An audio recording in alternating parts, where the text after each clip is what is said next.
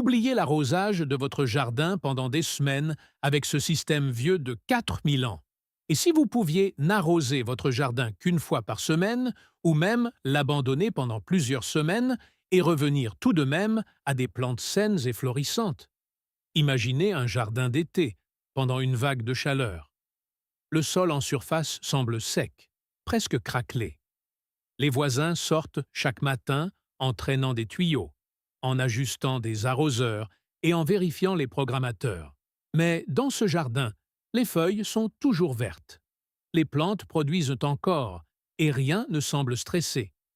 Ce n'est pas grâce à un nouveau gadget ou à une application d'irrigation intelligente, mais grâce à une méthode vieille de plus de 4000 ans. Cela peut paraître difficile à croire, surtout dans le monde numérique d'aujourd'hui. Mais c'est réel, et une fois que vous aurez compris comment cela fonctionne, cela changera entièrement votre vision de l'arrosage. Beaucoup d'entre nous, en particulier ceux qui jardinent depuis longtemps, sont confrontés à des conditions plus difficiles que jamais. Les étés sont plus chauds, les sécheresses durent plus longtemps, les factures d'eau ne cessent de grimper et, à vrai dire, notre corps n'apprécie plus de traîner des tuyaux et de rester au soleil tous les jours comme autrefois. Parallèlement, l'arrosage est devenu un jeu de devinettes permanent. Arrosez trop souvent et vous favorisez les maladies, les racines peu profondes et le gaspillage d'eau. Manquez quelques jours pendant une période de forte chaleur et les plantes flétrissent rapidement. Les systèmes d'irrigation modernes promettent de la précision, mais ils apportent souvent des conduites bouchées, du plastique fissuré, des programmateurs cassés et des problèmes d'entretien qui semblent ne jamais finir. J'ai moi-même vécu ce cycle pendant des années. Je croyais que les systèmes modernes étaient la seule option sérieuse. J'ai installé des lignes de goutte à goutte, remplacé des pièces, réinitialisé des programmateurs et continué à les améliorer. Mais après quelques saisons sèches et sévères, j'ai commencé à me poser une question différente. Non pas comment arroser plus efficacement, mais comment les agriculteurs parvenaient à faire pousser de la nourriture bien avant l'existence de l'électricité, des pompes ou des tubes en plastique. Cette question m'a ramené à quelque chose d'ancien, de simple, et que nous avons discrètement cessé d'utiliser. Dans cette vidéo, je vais partager un système d'arrosage qui était déjà documenté il y a plus de 2000 ans et probablement utilisé depuis bien plus longtemps. C'est un système qui ne repose pas sur des horaires ou sur le jugement humain. Au lieu de cela, il répond directement au sol et à la plante elle-même. Vous découvrirez ce qu'est ce système ancien, comment il fonctionne et pourquoi il peut réguler l'eau plus intelligemment que n'importe quel programmateur.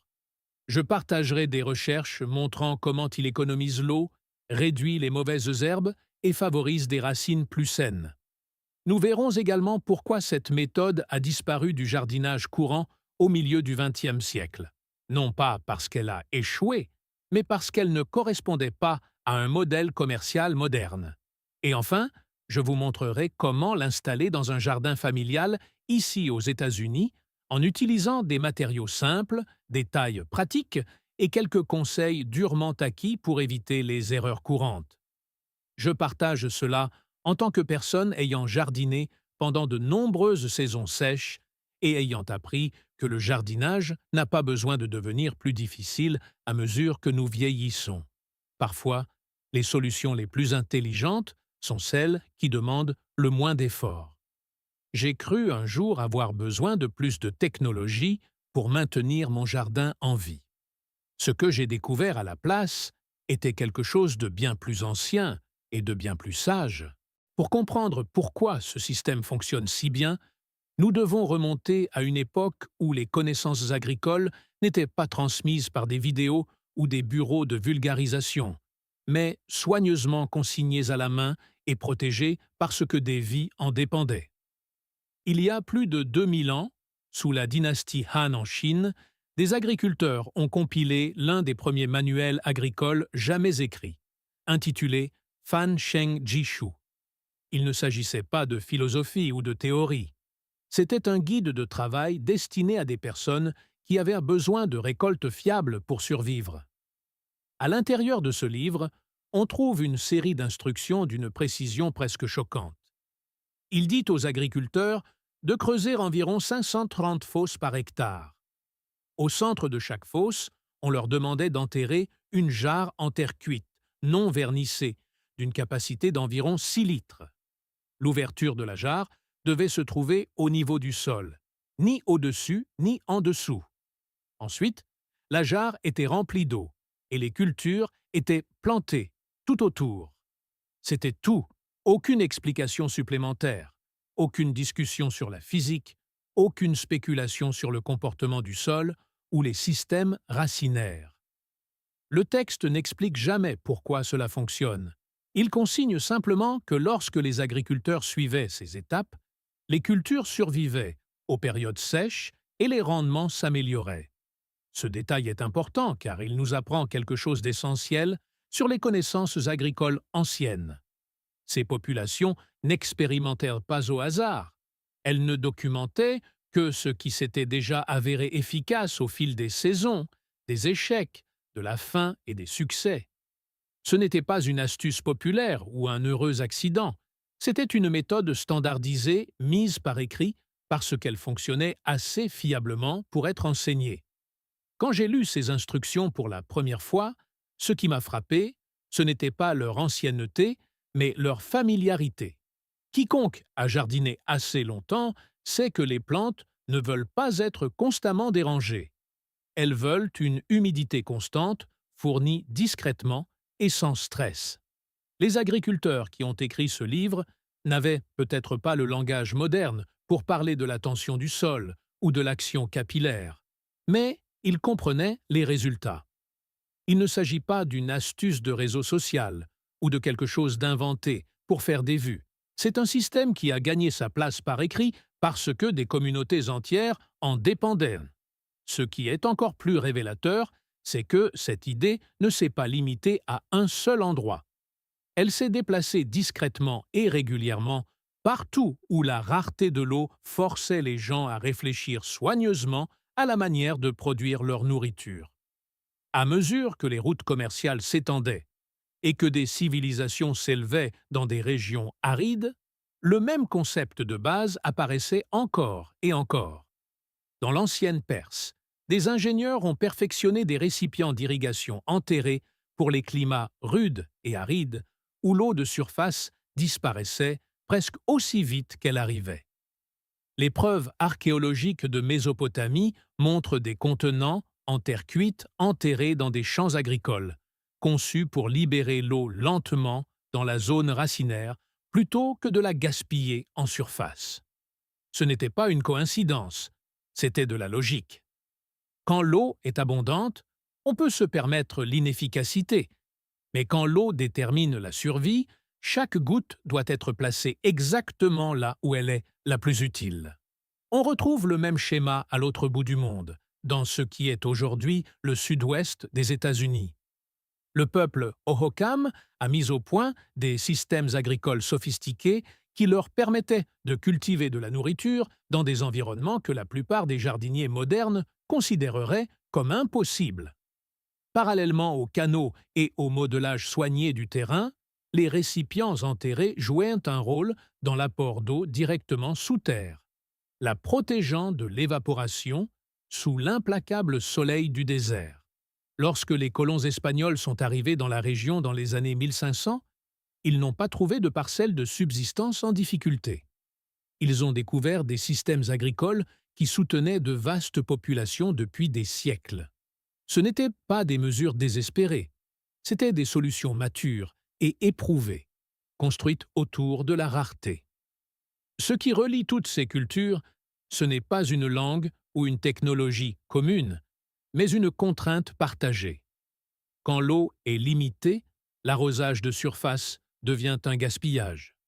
On perd de l'humidité à cause de la chaleur, du vent et des mauvaises herbes. Le seul endroit où l'eau peut être véritablement protégée est sous terre, là où vivent les racines. C'est pourquoi ce système réapparaît sans cesse à travers les continents et les siècles. Il n'a pas été transmis parce qu'il était ingénieux, mais parce qu'il permettait de rester en vie. Ce n'est pas un raccourci de jardinage. C'est une technologie de survie adaptée aux jardins de temps de paix. En l'utilisant, vous n'empruntez pas une tendance. Vous vous inscrivez dans une lignée d'agriculteurs qui ont appris par nécessité comment travailler avec le sol au lieu de le combattre.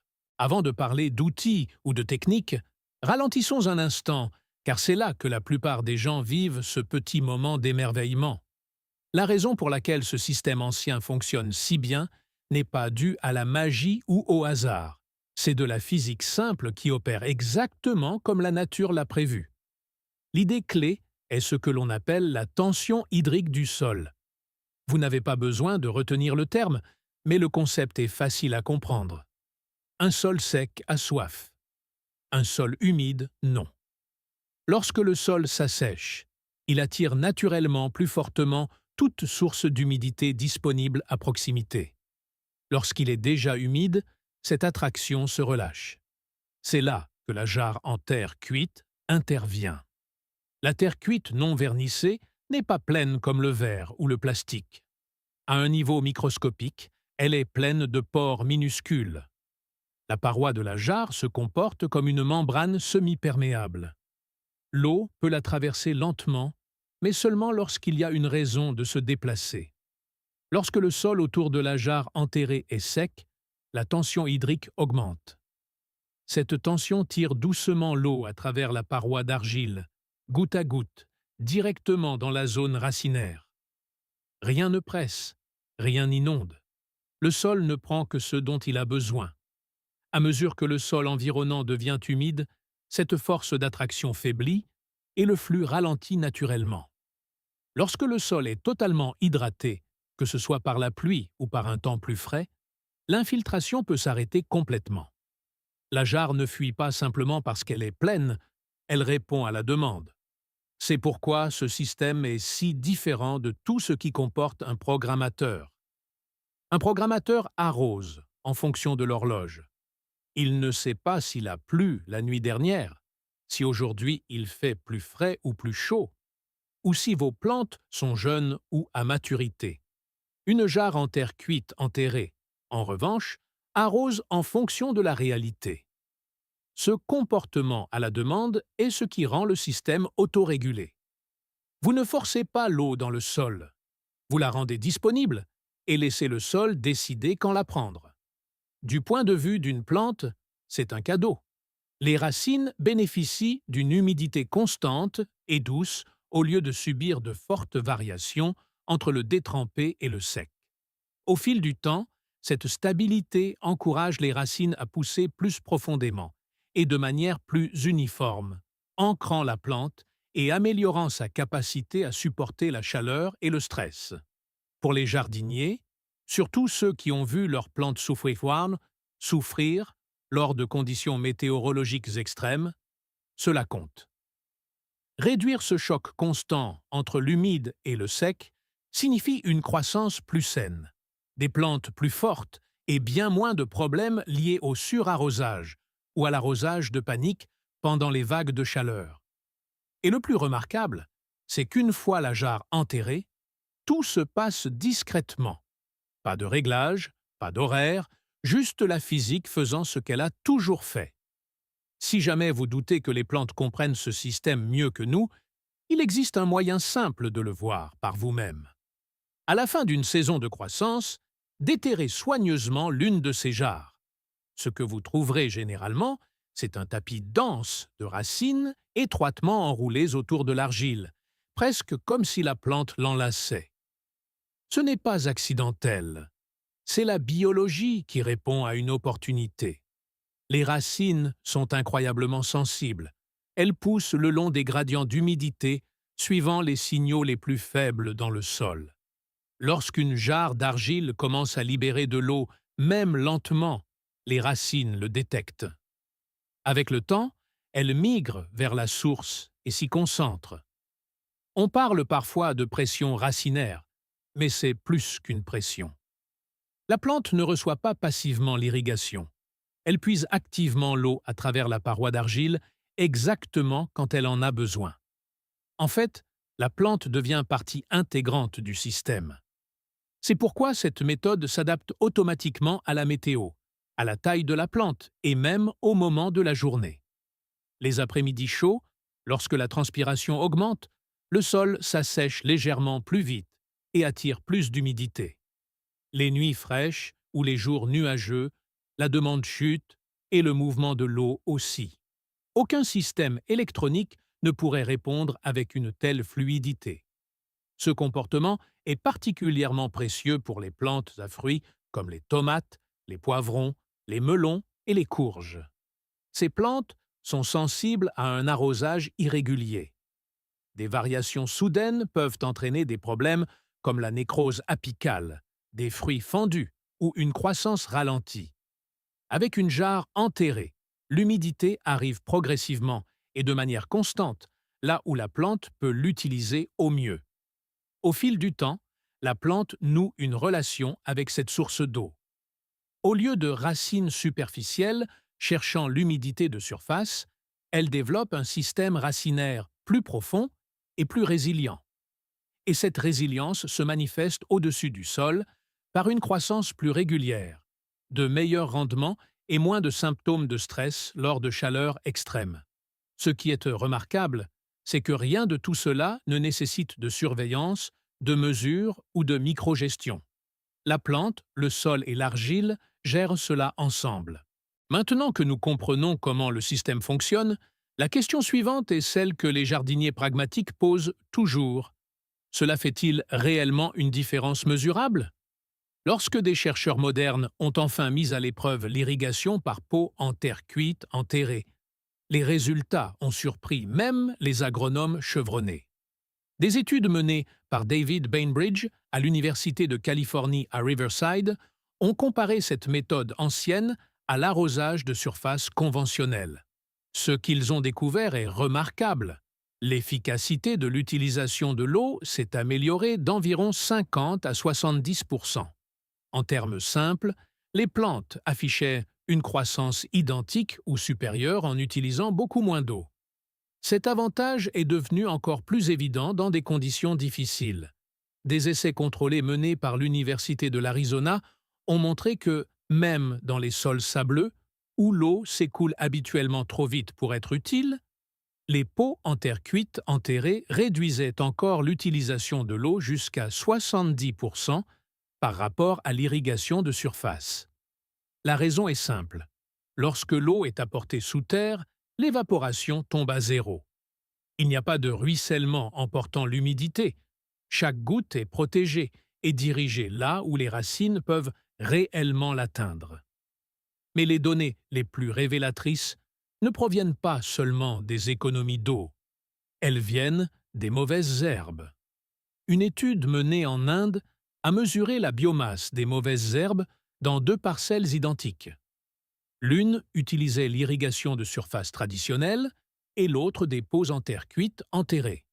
Dans le champ irrigué en surface, les chercheurs ont enregistré environ 465 kg de mauvaises herbes par hectare. Dans les parcelles avec pots enterrés, ce chiffre est tombé à seulement 62 kg. Cette différence raconte une histoire puissante. Les mauvaises herbes comptent sur l'humidité de surface pour germer. Lorsque la couche supérieure du sol reste relativement sèche, les mauvaises herbes ne reçoivent tout simplement pas le signal de pousser. Pendant ce temps, les cultures recevant l'eau par le bas prospèrent. L'arrosage de surface nourrit tout. L'arrosage souterrain ne nourrit que ce que vous avez planté. Il y a un autre avantage. Avec moins d'humidité stagnante à la surface du sol et moins de feuilles mouillées, les maladies fongiques deviennent beaucoup moins fréquentes. Les problèmes favorisés par l'humidité de surface constante, mildiou, pourriture et agents pathogènes du sol, perdent leur avantage. Pour les jardiniers plus âgés, ces chiffres se traduisent par quelque chose de très concret. Moins d'arrosage signifie moins d'allers-retours dans le jardin avec un tuyau, moins de mauvaises herbes signifie moins de flexions et de tractions, et moins de problèmes de maladie signifie moins d'interventions. Ce n'est pas seulement de l'efficacité sur le papier, c'est du confort, de la durabilité et de la tranquillité d'esprit travaillant de concert. Compte tenu de tout cela, pourquoi la plupart d'entre nous n'ont-ils jamais appris cette méthode? La réponse est économique. Dans les années 1960, l'agriculture changeait rapidement. L'irrigation au goutte à goutte est apparue comme une technologie véritablement innovante pour l'agriculture industrielle. Mais l'irrigation au goutte à goutte est aussi venue avec quelque chose que le pot en terre cuite n'a jamais pu offrir. Un modèle commercial. Les systèmes de goutte à goutte nécessitent une installation, des filtres, des goutteurs qui se bouchent, des tuyaux qui se dégradent et des programmateurs qui tombent en panne. L'entretien fait partie du système et l'entretien crée des revenus récurrents. Des entreprises ont bâti des commerces mondiaux d'irrigation autour de ce modèle. En 2024, le marché de l'irrigation au goutte à goutte avait atteint près de 7 milliards de dollars dans le monde. Comparez maintenant cela à un pot en terre cuite enterré. Une installation de goutte à goutte domestique de base peut facilement coûter entre 200 et 500 dollars. Un pot en terre cuite coûte moins de 10 dollars. Vous l'achetez une fois, vous l'enterrez une fois, et s'il ne casse pas, vous n'en aurez peut-être plus jamais besoin d'un autre. Du point de vue de l'industrie, c'est un produit sans issue. Une fois que le client l'a, la relation s'arrête. Ainsi, au fil du temps, l'enseignement agricole a suivi les incitations financières. Les systèmes modernes ont été mis en avant, et l'irrigation par pot en terre cuite a été requalifiée de démodée, même si la science n'a jamais prouvé son inefficacité. Elle ne correspondait tout simplement pas à une économie de vente répétée à grande échelle. Le goutte à goutte est essentiel pour les grandes exploitations, mais pour les jardins familiaux, les plates-bandes surélevées et les petites parcelles, la méthode ancienne est souvent plus logique. Le pot en terre cuite enterré n'a pas disparu parce qu'il a cessé de fonctionner. Il a disparu parce qu'il fonctionnait trop bien sans avoir besoin de rien d'autre. Maintenant, transposons tout cela dans votre propre jardin. La beauté de ce système est qu'il ne nécessite ni outils ni formation spécifique. Vous pouvez le construire avec des articles que l'on trouve dans presque toutes les jardineries. Le choix le plus important que vous ferez est celui du pot lui-même. Il doit être en terre cuite non vernissée. Les pots vernissés sont scellés et ne peuvent pas respirer. Une fois que vous avez le pot, l'étape suivante consiste à boucher le trou de drainage. Au fond, un simple bouchon de liège enfoncé fermement fait merveille, ou vous pouvez utiliser du silicone de qualité alimentaire. Le but est d'empêcher l'eau de s'écouler directement vers le bas, afin que les parois fassent le travail. Lorsque vous enterrez le pot, placez-le de manière à ce que le corps soit entièrement sous terre, avec le bord juste légèrement au-dessus du niveau du sol, pour empêcher la terre d'y pénétrer. Pendant que vous remblayez, pressez fermement la terre contre les parois du pot. Un bon contact entre le sol et l'argile est essentiel. Une fois le pot installé, remplissez le dos et couvrez l'ouverture avec une soucoupe ou une pierre plate pour réduire l'évaporation et empêcher les insectes d'entrer. La taille du pot dépend de ce que vous cultivez. Un petit pot de 1 litre arrosera une zone d'environ 65 cm de large, tandis que pour les tomates ou les courges, un pot de 4 à 8 litres est préférable. Dans les plates-bandes surélevées, placez un pot tous les 60 à 80 cm, créez des zones d'humidité qui se chevauchent. Votre travail devient très simple. Vérifiez le niveau d'eau environ une fois par semaine. S'il est bas, remplissez-le. Il n'y a aucun risque de trop arroser, car le sol ne prendra jamais plus que ce dont il a besoin. Par temps plus frais, vous pouvez même attendre plus longtemps entre 2 remplissages. L'ajout de paillis à la surface du sol prolonge encore les intervalles de remplissage. Dans les régions plus froides, retirez ou protégez les pots avant l'arrivée des gelées hivernales, car la terre cuite peut se fissurer si l'eau à l'intérieur gèle. La plupart des échecs avec cette méthode proviennent de petits détails comme l'utilisation d'un pot vernissé, un mauvais contact avec le sol ou le fait de laisser l'ouverture découverte. L'emplacement compte également.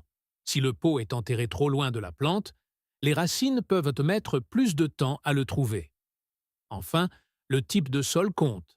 Dans une argile lourde, l'eau se déplace plus lentement, alors que dans les sols sableux, les pots peuvent se vider plus vite. Aucun de ces problèmes n'est compliqué, et tous sont faciles à corriger. Ce système brille discrètement à mesure que nous vieillissons. Le travail quotidien disparaît. Il n'y a plus de tuyaux à traîner, plus d'arrosoirs lourds à porter, et plus besoin de se baisser chaque matin pour empêcher les plantes de flétrir. Cette stabilité est importante. Lorsque l'humidité du sol reste constante, les plantes subissent moins de stress et les jardiniers s'inquiètent moins. Pour les jardiniers plus âgés, l'utilisation de pots en terre cuite légèrement plus grands signifie moins de remplissage. Je pense à un ami de 70 ans qui a installé ce système avant de rendre visite à ses petits-enfants. Il est parti près de 2 semaines en plein été. Et, lorsqu'il est rentré, le jardin était presque exactement tel qu'il l'avait laissé. Les jarres étaient presque vides, mais les plantes étaient vivantes et productives. C'est le genre de liberté que ce système offre, pas seulement de la commodité, mais de la confiance. Il s'agit d'un système agricole documenté, consigné il y a plus de 2000 ans sous la dynastie Han. Il fonctionne parce qu'il respecte le comportement du sol.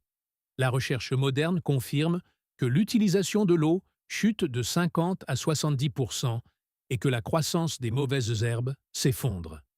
La meilleure technologie est souvent celle qui nécessite le moins d'intervention. Un pot en terre cuite enterré dans le sol écoute, répond et soutient discrètement la vie comme il l'a toujours fait.